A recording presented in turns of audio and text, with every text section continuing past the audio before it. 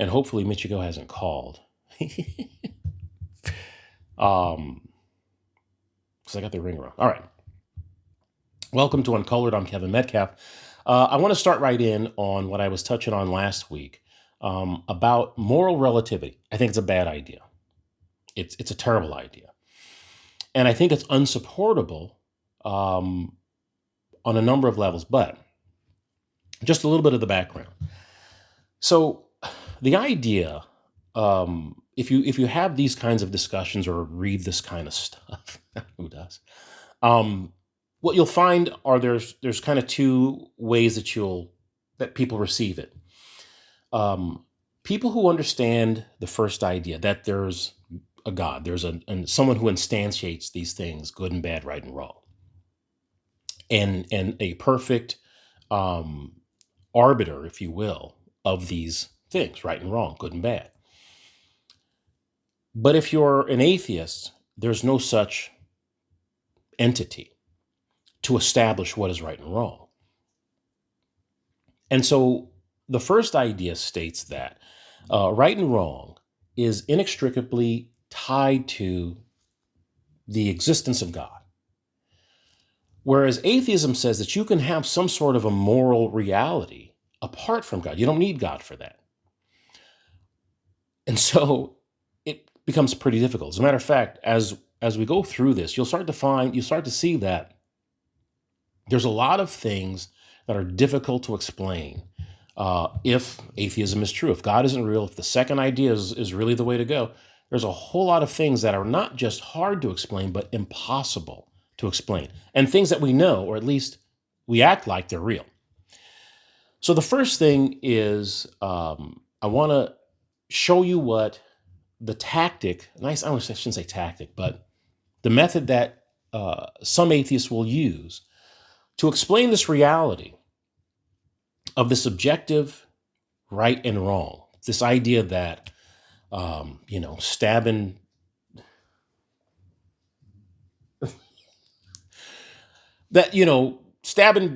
puppies in the neck for no good reason, it seems like that there's no way or no place where that could be right. That's a good thing. The horrors or atrocities throughout history, it's hard to make a case that there's some way where that could have been a good thing.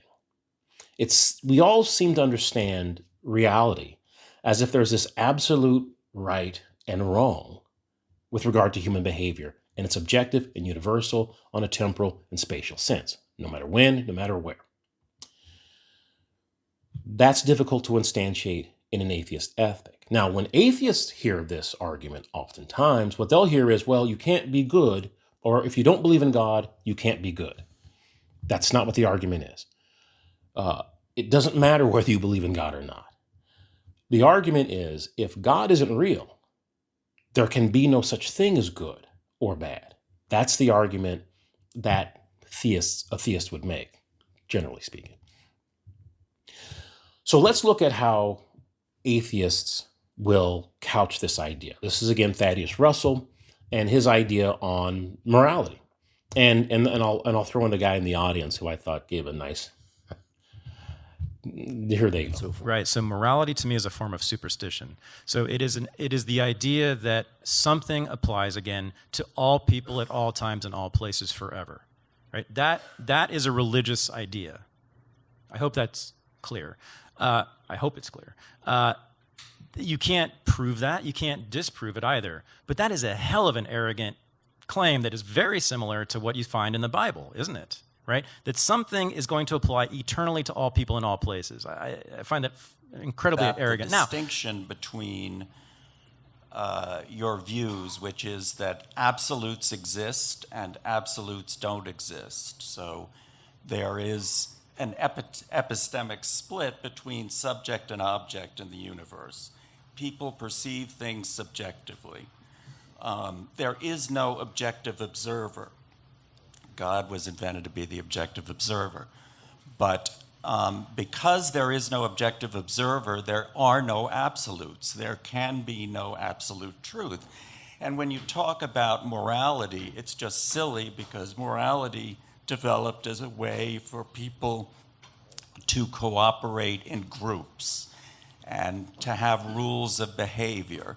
So if you're a moral realist, it's really just silly because morality differs in every different culture and group. So you can see that this is how a typical response to morality from atheists. It's the idea that it doesn't exist at all. There's no objective good or bad, right or wrong. That if there is, and this is another attack, they say that morality is a personal thing or societal. It changes from society to society, person to person. Now, it seems to me that both ideas are absurd, simply because we don't behave that way. And I don't think anybody at all actually believes that. I think that even atheists believe that right and wrong is universal, or at least that's how they behave. And that's what I'm going to show in this particular video. That's what I'm arguing here. The idea that morality is either doesn't exist at all or it's a personal choice sets up this kind of a scenario. Imagine that you're at one of these, Las Vegas buffets, and there's tons of food all over the place, crab's legs, beef, steak, whatever you want, salads, for people who like salads. I like salads. What you do is you go up and you just get whatever you want. Some things you're going to like and some things you're not going to like. And everybody picks something different. Sometimes they pick the same things, but there's no expectation that whatever you're picking, everybody else would pick. People get what they want. That's the idea that presents itself if you're saying that morality doesn't exist. Whatever collection of things that you see, right or wrong, you can incorporate into your moral ethic, and it's actually good. If moral relativity is correct, it's not that, it's kind of acceptable or some are better or so. You can make absolutely no value judgments whatsoever, not in an objective sense. You can say you don't like it, right? You can say, I don't want to eat those things. I don't want to put that stuff on my plate. I don't like crab legs. I wouldn't like that kind of a salad. That's perfectly fine. But to say that nobody should have it, you can't do that. Not if what they're saying is true. It wouldn't make any sense if you were at the buffet that somebody's walking around going, no, take that off your plate. You can't have that. Here's what you have to put on your plate. If what they're saying is true. But that's not how they behave. Because right after they tell you that morality is, doesn't exist, or it's a personal thing or societal thing and people make it up and do whatever they want to do, guess what they start doing? Start telling you how to behave. They start telling you what you can put on your plate and what you cannot put on your plate. How can you do that? And this is why I say I don't think anybody really believes that. So now I'm going to tell you how they do that. And we're going to talk about a little bit about morals versus ethics. Oftentimes you're going to hear the words interchangeably, but they are very different things. And the reasons why you hear them interchangeably, or there's so much confusion about what they are, because I had to look it up, because I just want to talk off my head. I'm probably the dumbest person you're going to meet. So I wanted to see if what I was understanding, if I could find some evidence for that. Unfortunately, I got to tell you, what I found was just it's terrible. And these are from places that I usually find relatively credible. So let's look at a couple of these sources that I found for morality versus ethics, and I'll tell you why I don't think they work at all. The first one is it's a comparison chart from this thing called keydifferences.com. And they give you a comparison chart. So we'll start at the top. Meaning. Morals are the beliefs of the individual or group as to what is right and what is wrong. Now, they're close. But saying that it's the beliefs of the individual or group makes it relative. That can't work. If something is right, it cannot be a subjective thing. And if something is wrong, and I'm talking about morally, it can't be a subjective thing. Just think about it. If you think something is wrong, plug in whatever you would like. Feeding the homeless. Okay. And you think that's a good thing to do. And your society thinks, the people around you that thinks it's a good thing to do. And then you run into a group of people who go, you know what? That's a terrible thing to do. No, what you should do with the homeless is exterminate them. Not saying that, but saying that's perfectly acceptable. Because they happen to think that that's good and that they can make some case about it, Darwin, some sort of Darwinian evolutionary ethic, which, Nietzsche pushed with a lot of other folks. It's where you get eugenics from, right? The idea that there's a certain group of the population that isn't fit to move on. So it's not just something that I made up. This is what early 20th century America, the world believed. Because of this Darwinian, evolutionary ethic, that if you're not fit to reproduce, if you're not the best and the brightest, you shouldn't reproduce and you should be exterminated. So why are they wrong? Got a group of people with an ethic. What makes it wrong? Nothing, if atheism is true. A group of people, according to here, it's the moral beliefs of the individual or group as to what is right and what is wrong. So if there's an individual or group of people who think that eugenics is the best thing, nothing wrong with it, according to keydifferences.com, their little chart here. What did they say about the meaning of ethics? Ethics are the guiding principles which help the individuals or a group decide what is good or bad. Okay, but okay, I'm going to let that one go. What is it? What are morals? General principles set by a group. Really? Is that all they are? Just general principles set by a group? Ethics are a response to a specific situation, right? Governed by morals are governed by social and cultural norms. Of course not. Morals are not governed by social and cultural norms. Morals are what is right and what is wrong. That's it. What should we do? What should we not be doing? It's not governed by cultural norms. Why? Because that means it changes. That means it's different from time to time. And if right and wrong can be different from time to time, moment to moment, place to place, then there can be no such thing as right and wrong. Just preferences. Just things people like, things people don't like. No such thing as morals, if what they're saying is true. What else do they got here? You know what? I'm going to leave them alone. Let's go to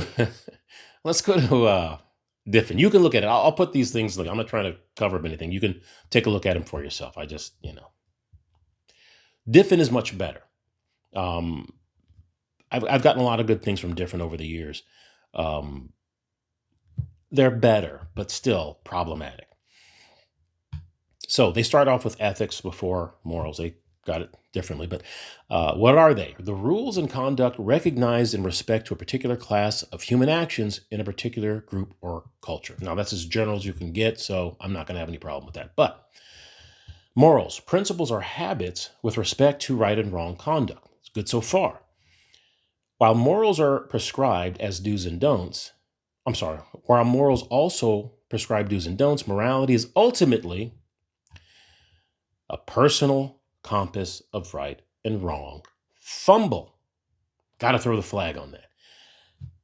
Again, if it's personal, that means it's subjective. And if it's subjective, then that means bad and good could apply to the exact same event.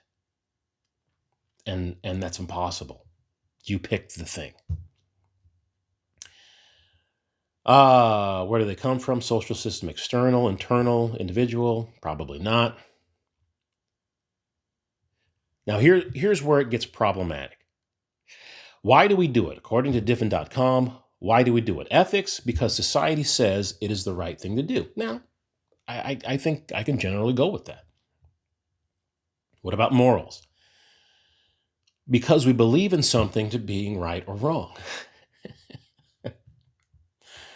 Again, let's go with that. All right. Let's take the Holocaust and just try it out. The Holocaust was wrong because I believe it was wrong. Really? Which implies if I believed it was right, then it would be right. Be a good thing. Just if I believed it, according to different.com.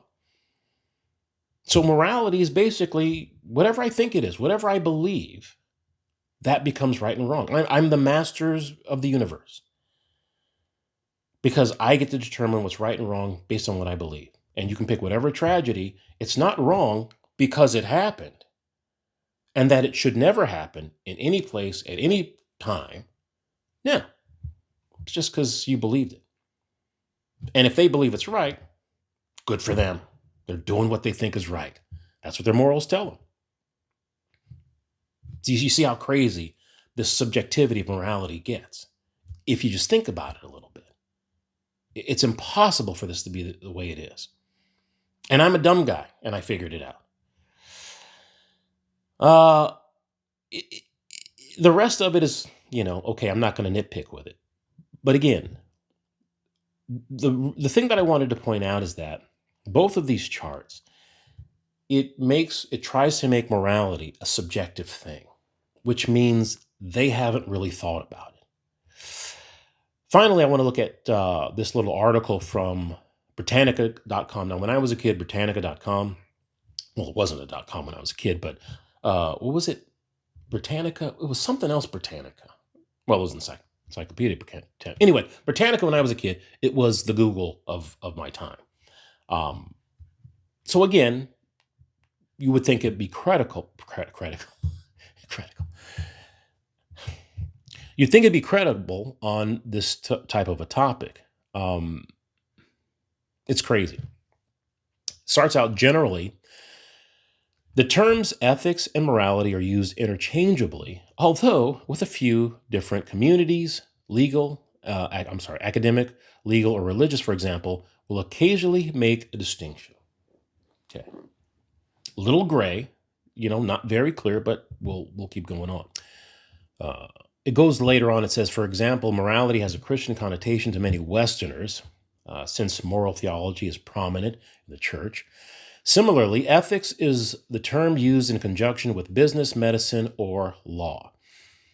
In these cases, ethics serves as a personal code of conduct for people working in those fields, and ethics themselves are often highly debated and contentious. Now, not bad, but again, problematic when you're talking about morality. And it really doesn't substantiate morality as an objective reality that transcends human beings. And a lot of people don't. I think that's what it has to be. But I'll have to show my work on that later. For now, I'm simply giving you some of the ideas that are out there. Ethics today, however, use the terms interchangeably. If they do want to differentiate morality from ethics, the onus is on the ethicist to state the definitions of both terms. So they get to make it up. Ultimately, the distinction between the two is as substantial as a line drawn in the sand. It's murky, right? Apparently, Britannica.com doesn't know what to make of it. This is as murky and unclear an article as I've ever read on any topic. It basically says we have no idea what it is. I was going to say something else, but they don't know. This is important because if you start out with the second idea, you can see what happens. There's no structure to establish what morality really is. You've got to deny it exists altogether. You've got to say it's a hodgepodge of social values, personal ideas. You can't make heads or tails of it. And that's why when certain people say, most, first idea folks will say, if God isn't real, it's not that you can't be moral. There's no such thing as morality. You can't make heads or tails of it. Everything becomes just what I want and what I don't want. You're at the buffet, and whatever you get, you can have it, and there's no way to say anybody's doing right or wrong, or that they shouldn't have what's on their plate. Whatever's on their plate, they shouldn't have it, or that they should put something else on there. There's absolutely no way to make those kinds of judgments objectively if God isn't real. That's why morality is a problem for atheists. That's what it seems to me. Let's go to end up with Joel Marx. This is from the article that I read last time in the New Yorker, Confessions of an Ex-Moralist. And again, he goes on about how he was an atheist, a secular atheist. And I think the secular atheist, that's the idea that these are atheists who assert an objective moral reality. But again, it's unsupportable with atheism. And as he asserts, as he thought about it, there's really no way to instantiate some objective standard of right and wrong. Okay, but again, the problem is while people like Marx and Roos tell you you're at the buffet, whatever you want, you should get. But then they immediately walk around telling you not only what you should have on your plate, but now they want to call the law, get legislation, start putting taxes on people if you don't put on your plate exactly what they put on their plate. This is Joel Marx. It says, I used to think that animal agriculture was wrong. Now I'll call a spade and declare that I very much dislike it and I want it to stop. Remember what I said. Once you get rid of God, there is no such thing as right and wrong. There are things you like, things you don't like. And the only thing you can argue about is, I want more of the things that I like and fewer of the things that I don't like. But right or wrong never enters into it. But look at the last part. He wants it to stop, which means it's not just about what's on his plate at the buffet. Now he's looking at your plate. See, if you really believed what he said in the beginning, that it's all relative and there's no right and wrong, he's not even looking at your plate. He's saying, you know what? I don't like, what do they call it? Animal agriculture. I don't like it, and I'm not going to do it. But if you want to do it, that's perfectly okay, because that's your ethic. See, when you say morality is relative, you've lost the ability to make any value judgment on someone else's behavior, because you've declared by your own moral standards or by your own idea of morality that what they're doing is just as good as what you're doing. So while you may not like animal agriculture, you should be perfectly okay with somebody else doing it, but they're not. Why? Because they believe morality is objective. They believe right and wrong is universal. And so they lie when they say it isn't. It's just a lie. And then they try to use their own ethical, personal subjective ethics to superimpose on that objective standard of right and wrong. So now instead of doing what is right and wrong in an objective sense, they make their own ethical standard the objective right and wrong for everyone. Listen to what he says. Has this lessened my commitment to ending it? Right? So he's looking at your plate now. I do not find that to be the case at all. That was a tough one. Does this lessen my ability to bring others around to sharing my desires and hence diminish the prospects of ending animal agriculture? Right? So again, it's not about just what he's doing. He's looking at everybody else's plate. Animal agriculture isn't just wrong for him. It's wrong for everybody to do. If it wasn't, he wouldn't care what you were doing if he didn't think it was wrong. So that's why I said in the beginning, this moral relativism, it's a joke. It's not real and nobody believes it. Every single person acts like there's something that is objectively wrong and it applies to everybody. The problem is, if you're saying that God isn't real, how do you instantiate it? I mean, unless you want to make Joel Marx the arbiter of all right and wrong throughout the whole world, who has that, who has the credentials? to be the person who tells everybody else what's right and wrong. Joel Marx thinks it's him. And any atheist who starts to go on this march to change laws and to force other people to, take part in their personal utopia, whether it's animal rights, whether it's global warming, whether it's mandatory vaccines, whatever it is, they'll tell you, what everybody, no, they don't believe that, not for a second. They believe that what they think is right, and they think it's right for everybody. They think it's objective, as universal as Christians do. I didn't say Christians. Anybody who believes in the second idea or the first idea. There's only two numbers and I get them mixed up. Anyone who believes in the first idea understands that good and bad is objective. But they believe that the person who instantiates that good and bad transcends human beings. He's the arbiter. God is the arbiter of right and wrong. He's perfect. He's built everything, so who else would know other than God? What an atheist says is, oh no, I'm God. I'm the one to tell everybody else how they should behave and how they should not behave. And so, in my opinion, moral relativity is simply the attempt by people who have rejected the idea of God to instantiate an objective, universal system of right and wrong that only conforms to their personal, subjective standards.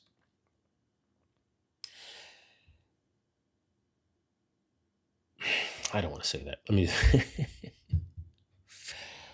One final example, I'm not even going to go into Michael Ruse. He just basically does the same thing. I'm going to save Michael Ruse for another time because he also has a couple of other tricks that he plays to make that trick work, and I've gone on too long. So this week is going to be Stealing from God. This is by Frank Turek. Frank Turek is a Christian apologist. And he goes to college campuses, doing debates on whether or not God exists, that kind of stuff. But his book, Stealing from God, is excellent.